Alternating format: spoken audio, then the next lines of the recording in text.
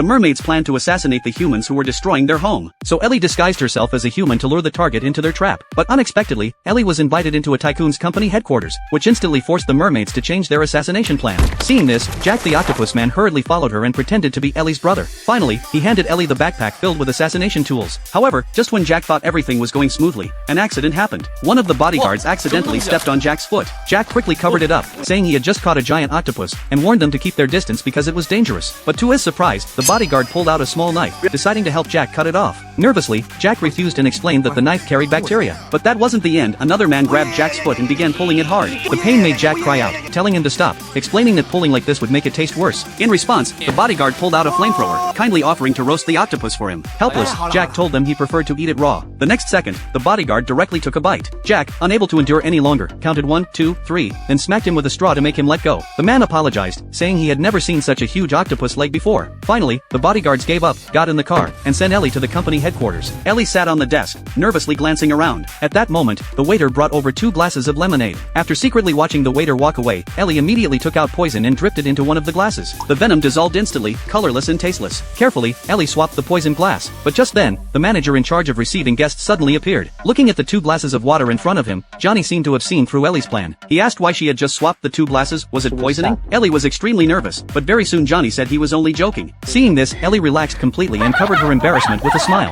But the next moment, Johnny suggested that they both drink the water together. At this point, Ellie could no longer tell which glass was poisoned. She had no choice but to drink it. Very soon, her expression twisted in pain, as if the poison had begun to take effect. But the next second, she spat out a lemon slice. It was just too sour. The manager jumped in shock, thinking she had been poisoned. But in the very next moment, he collapsed to the ground unconscious.